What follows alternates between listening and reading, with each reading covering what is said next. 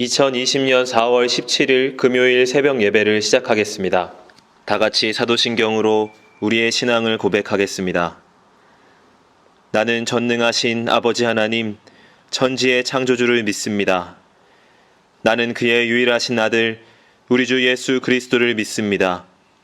그는 성령으로 잉태되어 동정녀 마리아에게서 나시고 본디오 빌라도에게 고난을 받아 십자가에 못 박혀 죽으시고 장사된 지 사흘 만에 죽은 자 가운데서 다시 살아나셨으며 하늘에 오르시어 전능하신 아버지 하나님 우편에 앉아 계시다가 거기로부터 살아있는 자와 죽은 자를 심판하러 오십니다.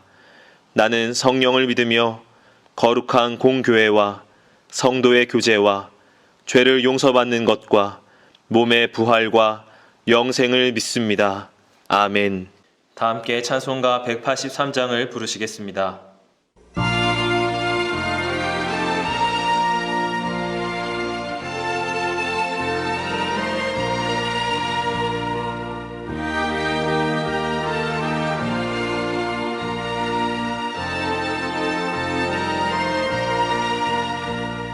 빈들의 마른 돌같이 시들은 나의 영혼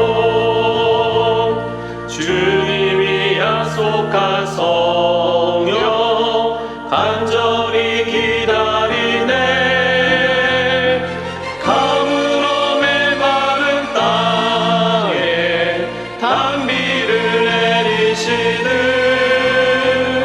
성령의 단비를 부어 새 생명 주옵소서 반가운 빗소리 들려 산천이 주를 주네 봄비로 내리는 성령 내게도 주옵소서 가물어 메마른 땅에 단비를 내리시듯 성령의 단비를 부어 새 생명 주옵소서 절 따라 우로를 내려 조목이 무성하니 갈급한 내 심령 위에 성령을 부으소서 가물어 메마른 땅에 단비를 내리시는 성령의 단비를 부어 새 생명 주옵소서 참되신 사랑의 언약 어길 수 있사오랴 오늘의 흡족한 은혜 주실 줄 믿습니다 가물어 메마른 땅에 단비를 내리시는 성령의 단비를 부어 새 생명 주옵소서 아멘.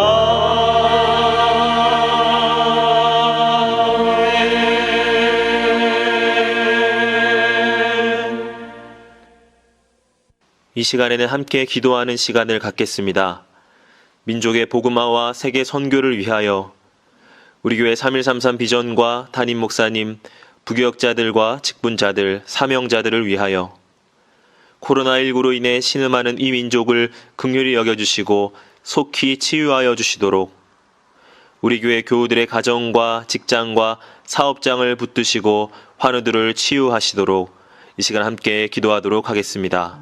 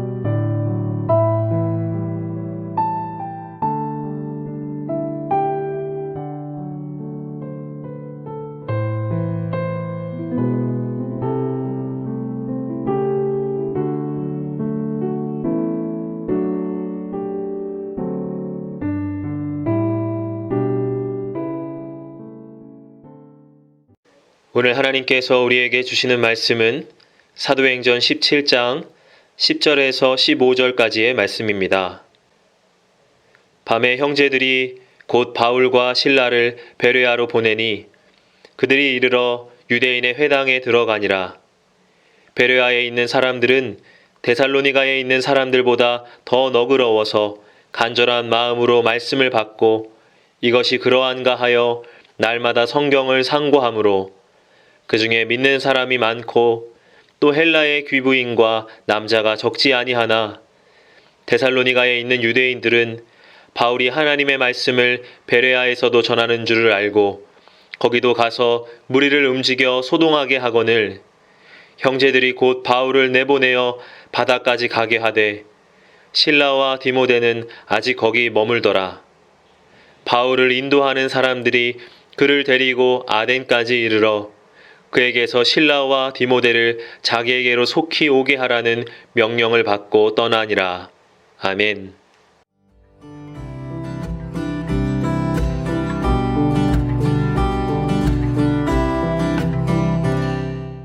한 사람이 하나님의 사람으로 세상을 살아가면서 하나님의 말씀을 어떻게 들을 수 있는 능력을 가지고 있느냐, 이것이 중요하다는 것입니다. 똑같은 말씀을 듣지만 이 말씀을 어떻게 듣느냐가 중요하다라고 하는 것입니다. 성 어거스틴은 이야기하기를 하나님의 사람으로 세상을 살아가기 위하여서는 하나님의 말씀이 내 마음에 들려오도록 들어야 된다. 하나님의 말씀이 내 마음 속에 들어올 수 있도록 하나님의 말씀을 듣는 사람이 되어야 된다. 이렇게 말씀하고 있습니다. 오늘 사도행전 17장 11절의 말씀을 보면 이렇게 기록하고 있습니다. 베레아에 있는 사람들은 데살로니가에 있는 사람들보다 더 너그러워서 간절한 마음으로 말씀을 받고 이것이 그러한가 하여 날마다 성경을 상고함으로, 이렇게 말씀합니다. 오늘 이 11절 말씀 속에 드러나고 있는 베레아 교회의 교인들의 모습을 보게 되면 이렇습니다. 베레아 사람들은 더 너그러워서, 이렇게 말씀하고 있습니다. 베레아 사람들은 데살로니가 사람들보다 인격적으로 더욱 성숙하여서, 이렇게 해석할 수 있다는 것입니다. 이 데살로니가에 있는 사람들과 베레아에 있는 사람들 똑같은 말씀을 들었지만 그 말씀을 듣는 말씀의 깊이가 달랐다는 것이죠. 이 데살로니가의 사람들과 베레아의 사람들 서로 똑같은 말씀을 들었지만 하나님이 똑같은 말씀을 통하여서 데살로니가의 사람들은 돌을 들어 던지게 하였고 베레아의 사람들은 이 말씀을 통하여 은혜를 받고 나중에 시간이 지나고 나면 이 베레아라고 하는 도시가 전 유럽에 하나님의 복음을 증거하는 가장 중요한 복음의 터전이 되었음을 우리는 알게 되고 보게 된다라고 하는 것이죠. 두 번째로 이 베레아 교회의 교인들에게 나타난 특징을 보게 되면요, 이 사람들은 간절한 마음으로 말씀을 받았다, 이렇게 말씀하고 있습니다. 간절한 마음으로 하나님의 말씀을 받았다는 것이죠. 여러분, 간절한 마음으로 하나님의 말씀을 받았다는 것은 어떻게 받았다는 것을 의미합니까? 예수님이 말씀하시는 것과 같은 마음으로 받는 것, 이것이 간절함이죠. 예수님이 말씀하시는 것과 동일한 재질로 받는 것, 이것이 간절함이죠. 예수님이 이 말씀 속에 담아서 말씀하시는 의미를 그 말씀대로 깨달아가는 것이 간절함이죠. 우리가 하나님의 말씀을 하나님의 말씀의 강도대로 해석할 수 있는 사람이 되어야 된다는 것이죠. 하나님 말씀 앞에 그리스도의 사람으로 서서 하나님 말씀을 붙잡고 이 말씀대로 살아가고자 하는 실천을 우리의 삶을 통하여 만들어내는 사람이 간절히 말씀을 사모하는 사람이라는 것이죠. 이 베레아 교회의 세 번째 특징을 보게 되면 말이에요, 이것이 그러한가 하여 날마다 성경을 상고하는 사람들이다, 이렇게 말씀하고 있습니다. 성경의 말씀을 상고하는 사람이라는 것이죠. 이 베레아 사람들은 말이에요, 성경의 말씀을 상고해 가면서 성경의 말씀 속에서 해답을 얻는 사람, 성경의 말씀 속에서 답을 찾아가는 사람, 문제가 생기면 말이에요, 이 문제를 어떻게 해결하느냐, 하나님의 말씀을 상고해서요, 그 하나님의 말씀으로부터 해답을 얻어가는 사람이 베레아 사람이라는 거예요. 사랑하는 여러분, 우리 효성영광교회도 베레아 교회와 같은 주의 교회가 되어지기를 원합니다. 신앙의 인격성을 만들어가는 사람, 하나님의 말씀 따로 있고 우리의 인격 따로 있는 것 아니라 하나님의 말씀으로 우리의 신앙적 인격에 성숙을 날마다 더하여 가는 사람, 날마다 하나님의 말씀을 간절한 마음으로 받을 수 있는 사람, 예수님과 동일한 마음으로 하나님이 우리에게 주시는 말씀을 받아갈 수 있는 영적으로 깨어있는 믿음의 사람, 그리고 날마다 하나님의 말씀을 상고하는 사람, 그래서 모든 것을 말씀으로부터 시작하고 모든 것을 말씀으로부터 마무리할 수 있는 하나님의 영적 은혜와 경험을 가지고 세상을 바꾸어가는 주의 사람들이 되어서 우리 사랑하는 효성영광교회를 통하여서 하나님의 크고 원대한 뜻들을 이루어갈 수 있는 주의 사람들이 되어지기를 원합니다. 주신 말씀을 생각하며 잠시 묵상으로 기도하겠습니다.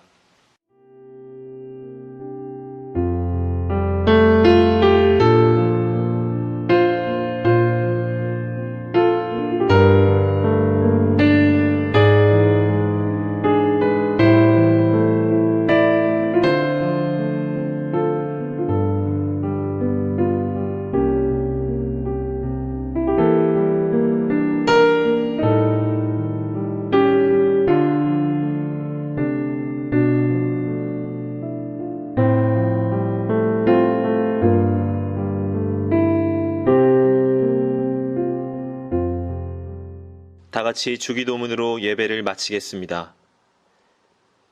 하늘에 계신 우리 아버지, 아버지의 이름을 거룩하게 하시며 아버지의 나라가 오게 하시며 아버지의 뜻이 하늘에서와 같이 땅에서도 이루어지게 하소서. 오늘 우리에게 일용할 양식을 주시고 우리가 우리에게 잘못한 사람을 용서하여 준 것 같이 우리의 죄를 용서하여 주시고 우리를 시험에 빠지지 않게 하시고 악에서 구하소서. 나라와 권능과 영광이 영원히 아버지의 것입니다. 아멘.